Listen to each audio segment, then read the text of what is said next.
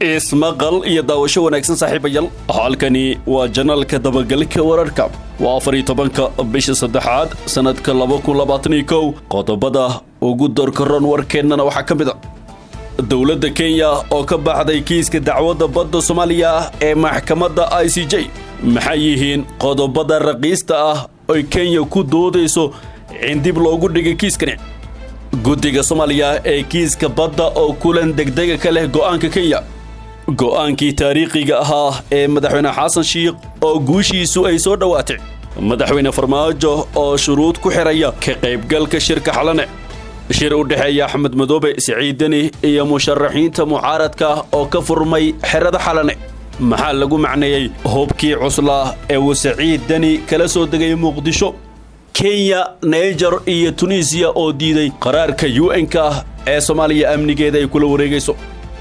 intaasi saaxiibayaal waxay ahaayeen qodobada ugu doorkaroon warka janalka dabagalka wararka haddii aad ku cusub tahay janalkan ku soo biir oo subscribe sar muuqaalka like sar qaybta hoose commentiga anagoo la wadaag aragtidaada share gareey oo la wadaag saaxiibada ku mahadsanid inaad ka mid tahay saaxiibada dhawey janalkan haatanna warkii oo fidsan dowladda Kenya ayaa ka baxday kiiska dacwadda badda Soomaaliya kala dhaxaya kaasoo qorshaha uu ahaa in maalinta beriya uu dhageysigiisa ka bilowdo maxkamadda caalamiga ah ee cadaaladda adduunka ICJ waxaana sidaasi wariyay wargeyska Daily Nation ayaa qoray inuu arkay dukumenti ay Kenya u dirtay maxkamadda kuna wargelisay inaysan ka qayb gali doonin dhageysiga dacwadda kadib markii hore maxkamaddu ay u soo diiday codsiga Kenya ahaa in kiiska markii saddexaad dib loo dhigo warbixinta wargeyska Daily Nation ayaa lagu sheegay in Kenya ay maxkamadda ku eedeysay inay u xaqlinayso Soomaaliya isla markaana aysan diyaar u ahayn inay aqbasho codsiga Kenya ahaa in kiiska dib loo dhigo sabab la xiriira cudurka COVID-19 xeerlaaliyaha guud ee Kenya Paul Kihara ayaa go'aanka Kenya u gudbiyay maxkamadda ICJ 11ka bishan Janaayo Kenya waxay jeceshahay inay maxkamadda ku wargeliso in aysan ka qayb gali doonin dhageysiga ee la jadwaleeyay 15 Maarso ayuu xeerlaaliye Paul Kihara ku yiri warqadda uu qoray Kihara ayaa warqadda ku sheegay in cudurka COVID-19 dartiis aysan Kenya awood u yeelan inay sidii loo baahnaa ugu diyaar garowdo kiiska isla markaana cudurka uu yimid markii Kenya ay qoratay koox cusub oo qaran ah Kenya ayaa sidoo kale qoraalkeeda ku sheegtay in cudurka coronavirus dartiis miisaaniyadii dalka ay gaartay waxyeello badan taasoo saameyn weyn ku yeelatay u diyaargarowga Kenya ee ah in kiiska ay iska difaacdo ayaa lagu yiri qoraalka waxay sidoo kale Kenya ka hortimid go'aanka maxkamadda ah in kiiska loo dhageysto qaab online ah taasoo ay sheegtay inaysan ku habboonayn kiisidan oo kale oo cakiran sida uu sheegay Paul Kihara kiiska Kenya ayaa ku dhisan inay qaab sawir ahaan wax u muujiso sida darteed buu yiri laguma fulin karo video dooda kale ee Kenya ay ka keentay kiiska ayaa ah garsoore Abdul Qawi Ahmed Yusuf oo ah Soomaali iyadoo sheegtay inay ka qaybgalkiisa aysan Kenya siinayn kalsooni ma cadda hadda go'aanka maxkamadda ay ka qaadan doonto in markale kiiska dib ay u dhigi doonto iyo in dhageysiga ay gudagali doonto iyadoo aanay qayb ka ahayn Kenya haddaba waa kuwan qodobada raqiista ah ay ku doodaysa Kenya waxay ku doodaysaa in maxkamadda cadaaladda aysan labada dhinac u sinayn in ICJ ay diiday dalabkii Kenya ee dib loogu dhigi lahaa dhageysiga kiiska faafitaanka coronavirus dhaqaale la'aan ka dhalatay xanuunka in cabsida laga qabo xanuunka Kenya aysan u suurtagelinayn ololaheeda kiiska ka dhanka ah iyo in Abdul Qawi oo muwaadin Soomaaliyeed ah uu ku jiro garsoorayaasha maxkamadda Soomaaliya ayaa ka bilowday dacwad ka dhan ah Kenya maxkamadda caalamiga ah ee fadhigeedu ay Hague bishii Agoosto 2014 kadib markii wadahadallo ay la yeelatay Kenya lagu guuldareystay in la xalliyo khilaafka kiiskan ayaa sii huriyay burburka diblomaasiyadeed ee soo kala dhaxgalay labada wadan ee Bariga Afrika dowladda federaalka ayaa u dirtay Hague wafdi oo hogaaminayo ra'iisul wasaare ku-xigeenka dalka Mahdi Maxamed Guuleed isbuucii la soo dhaafay Guuleedna waxa uu muujiyay kalsooni ah in Soomaaliya ay ku guuleysanayso xaqeeda dacwadda badda Soomaaliya geesta kalena wararka naga soo gaaraya magaalada Hague ee dalka Holland waxay sheegayaan in haatan kulan gaar ah uu socdo guddiga Soomaaliya u qaabilsan dhageysiga dacwadda badda ee hortaala maxkamadda cadaaladda adduunka ICJ wafdiga ka socda dowladda federaalka ee ku sugan Hague ayaa ka doodaya arrinta soo korortay gaar ahaan dhawaqa ka soo yaray Kenya oo shaacisay inay isaga baxday dacwadda badda oo loo balansanaa in la gudagalo maalinta beriya guddiga ka socda Soomaaliya ayaa la filayaa in kulankan ay ku soo bandhigaan go'aankooda ku aadan hortagitaanka waqtiga ballanta ee maxkamadda ICJ. kiiska badda oo marar kala duwan dib u dhacay ayaa si weyn isha loogu hayaa iyadoo haatan laga wardhowrayo go'aanka dowladda federaalka iyo midka maxkamadda cadaaladda adduunka ee marka magaceeda la soo gaabiyo loo yaqaano ICJ. dhanka kalena go'aankii taariikhiga ahaa ee madaxweyne xasan sheekh maxamuud oo guushiisa soo dhawaatay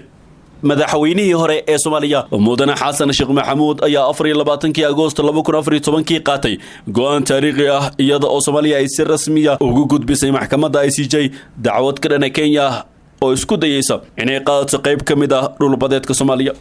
go'aanka madaxweyne xasan sheekh maxamuud ayaa xilligaasi laga bixiyay aragtiyo kala duwan iyadoo dadka qaar ay u arkayeen habka kaliya oo Soomaaliya dhulbadeedkeeda ku difaacan karto halka kuwa kalena ay u arkayeen halis maadaama aan loogeyn waxa uu noqon karo go'aanka maxkamadda. ha yeeshee madaxweyne xasan sheekh maxamuud waxa uu go'aankiisa ku saleeyay talooyinka sharciyaqaanada badda oo ogaa in Kenya aysan haysan dood xoogan oo meel kasta oo sharciga laga eego aysan qiil u heli karin inay qaadato badda Soomaaliya. waqti badan ma qaadan in Kenya ay muujiso wixii ay tuhumayeen sharciyaqaanada waxaanay durba diiday in kiiska ay ka qayb gasho iyadoo maxkamadda ka furtay diidmo hordhaca ay ku sheegaysay in maxkamadda aysan sharciyad u lahayn in kiiska ay qaado taasoo looga adkaaday lana gudagalay kiiska. wixii markaasi ka dambeeyay Kenya waxa lagu kari waayay in maxkamadda ay soo joogsato iyadoo marka ka dambaysa codsanaysay dib u dhigis ay mid kale ku sii xigto taasoo maxkamadda ay laba goor aqbashay balse ku gacan saartay markii saddexaad.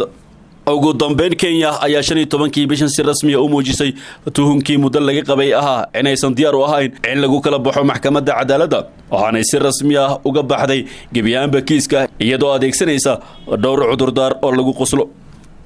go'aanka Kenya waxa uu guul weyn u yahay Soomaaliya waxaanu ayidayaa go'aankii madaxweyne xasan sheekh maxamuud uu Kenya ku geeyay maxkamadda caalamiga ah ee cadaaladda ICJ si uu uga difaaco badeena. waxa kaliya ee maxkamadda hadda laga doonayo ayaa ah inaysan u dhagan nuglaan go'aanka Kenya ay uga baxday kiiska oo ujeedkiisu yahay in lagu qasbo dib u dhigis kale iyadoo ay xaqiiqo tahay in Kenya haddii sidaas loo yeelo ay marka xigana sidan oo kale la imaan doonto qiil cusub. maxkamadda waa inay qaadataa go'aanka saxda ah ee ah in kiiska ay dhageysato iyadoo Kenya ay ka maqan tahay kadibna ay gaarto go'aanka laga filayay ah in badda ay sheeganaysa Kenya ay tahay midda Soomaaliya. tani waxay soo gabagabeyn doontaa sugitaanka 6 sano ka badan qaatay ee shacabka Soomaaliyeed waxaanay taariikhda dalkeena meel sare kaga qori doontaa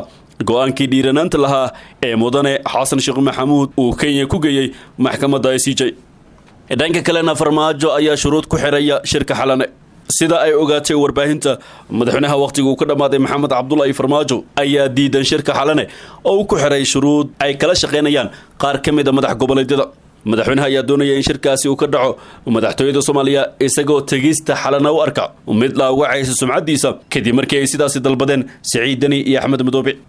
saraakiil ka tirsan fila Soomaaliya iyo xildhibaano ku dhowdhow madaxweynaha ayaa warbaahinta u sheegay in madaxweyne Farmaajo uu diiday inuu la kulmo Siciid Dani iyo Axmed Madoobe isla markaana uu dalbaday inay yimaadaan dhammaan madaxda kale. sidoo kale wararkan helnaya sheegaya in madaxweyne Farmaajo uu madaxda maamulada ee taabacsan ku amray in aysan imaan shirka ama ay dalbadaan in loo soo wareejiyo fila Soomaaliya. dhinaca kale qoorqoor ayaa laga soo xigtay in xildhibaano reer galmudug uu u sheegay inay dareensiin doonaan beesha caalamka in Axmed Madoobe iyo Siciid Dani oo kaliya aysan muhiim u ahayn doorashada Soomaaliya ayna ahayn in markasta tooda loo yeelo. lama oga sida xaalka uu noqon doono ha yeeshee waxaa socda cadaadis badan oo ay wakiilada beesha caalamka saarayaan madaxweynaha Soomaaliya Maxamed Cabdullaahi Farmaajo iyo madaxda maamul goboleedyada kale ee taabacsan. geesta kalena magaalada Muqdisho caasimadda Soomaaliya waxa weli ka socda dhaqdhaqaaqyo siyaasadeed oo iska soo horjeeda kuwaas oo looga hadlayo doorashooyinka waxaana haatan ku sugan madaxweynayaasha Jubbaland iyo Puntland oo si weyn uga soo horjeeda hannaanka dowladda federaalka ay wado doorashada. wararkan uu heleen ayaa sheegaya in goordhow shir gaargaar ah oo u furmay midowga musharaxiinta iyo labadaasi hogaamiye oo degan xirada xalane. kulankani oo ka mid ah kuwa xasaasiga ah ayaa diiradda lagu saaraya xaaladda dalka gaar ahaan ismariwaaga weli ka tagan doorashada 2021. sidoo kale Axmed Madoobe, Siciid Dani iyo musharaxiinta mucaaradka ayaa ka arrinsan doona shirkada tashiga doorashooyinka dowladda dhexe iyo dowlad goboleedyada. labada dhinac ayaa sidoo kale iska xog wareysan doona xaaladihii ugu dambeeyay ee dalka iyo arrimaha soo kordhay ee la xiriira marxaladda kala guurka ee hadda lagu jiro. si kastaba musharaxiinta mucaaradka ayaa u ololeynaya inay ka qayb galaan wadahadalada dowladda federaalka iyo dowlad goboleedyada ee looga arrinsanaya doorashada. dhanka kale maxaa lagu macneeyay hoobkii cusla ee uu Siciid Dani kala soo degay Muqdisho waxaa dad badan ka yaabiyay ciidamadii aadka u hubeysnaa ee shalay madaxweynaha Puntland Siciid Dani uu la yimid magaalada Muqdisho oo kaga qayb galayo shirka ku saabsan doorashooyinka dalka siyaasiyiin iyo xildhibaano kala duwan ayaa aragti ka bixiyay hoobkan culus iyo ciidanka badan ee uu Siciid Dani la yimid Muqdisho iyagoo ku macneeyay in tusaale ay u tahay sida madaxda Soomaalida ay u kala aamin bixeen wasiirkii hore ee qorsheynta Soomaaliya Cabdiraxmaan Caynte ayaa qoraal uu soo saaray Facebookiisa waxa uu ku yiri ciidankaas xoogan ee uu madaxweynaha Puntland Siciid Cabdullaahi Dani u soo kaxaystay xamar isagoo waliba shir uga qayb galaya gudaha xalane waxay tusaale u tahay kalsooni darrada iyo is-aaminid la'aanta ka dhex jirta madaxda dalka waxa uu intaasi ku daray 4 sano ka hor xilligii ay madaxda qaranka iyo madaxda maamul goboleedyadu kulmi jireen isla markaana ay iska qancin jireen hanaanka doorashada madaxweyne Axmed Madoobe waxa uu alaaba ku degi jiray xarunta hay'adda nabadgelyada ee NISA madaxweynihii hore ee Puntland waxa uu isna degi jiray mid ka mid ah hoteelada Muqdisho madaxda dawlad goboleedyada kalena guryo ay xamar ka deganayeen jawi kalsooni iyo wada shaqeyn ayaa jirtay maanta saxamar waxay noqotay halaq marayn aan la isku aamini karin maadaama uu ka taliyo madaxweyne madaxleedkiisu dhamaaday oo doonaya inuu agaasimo doorasho uu natiijadeeda si og yahay sida uu yeelay dawlad goboleedyada uu ka taliyo waan soo hubaa in shacabka Soomaaliyeed aysan ahayn kuwa xoog iyo xoolo lagu haysan karo ayuu yiri Cabdiraxmaan Caynte xildhibaan Cabdiraxmaan Odawa ayaa isna yiri madaxweynaha waqtigu ka dhamaaday oo filla Soomaaliya sharci darrada iyo xooga ku fadhiya waxa uu sababay in la kala aamin baxo qof walba intiisa uu ku tashto waxa dalka loo dhiibay 4 sano ka hor iyadoo Soomaalida oo dhami ay u dhan tahay doorashada isaga lagu doortay isaga hadda waxa ka go'an laba arrin midood doorasho beenaad uu hubo in natiijadeeda uu ku qabsado ama in sharci darradaas uu isaga sii joogo waxaan leenahay labadaas midna ku socon mayaan ee ummadda la heshii inta wili fursadu ay furan tahay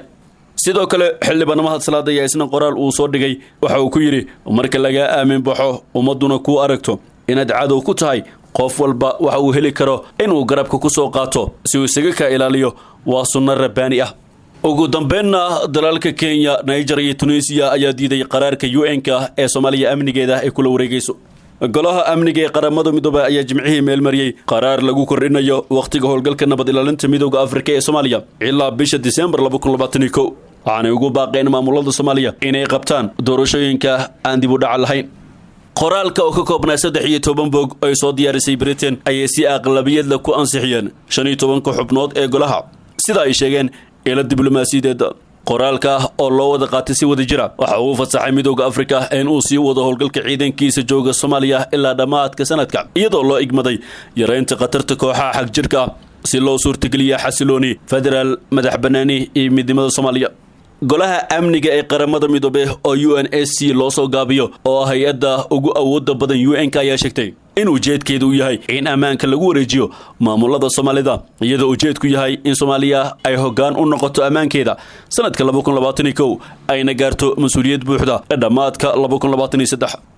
qaramada midoobay waxay xoojinaysaa muhiimadda ay leedahay in la dhiso awoodda ciidamada Soomaaliya iyo hay'adaha si ay awood ugu yeeshaan maareynta qataraha hadda jira iyo kuwa mustaqbalka waxaanay awood u siinaysaa ciidamada midowga Afrika ee loo yaqaan AMISOM in ay taageeraan ku wareejinta waajibaadkooda amniga ee dawladda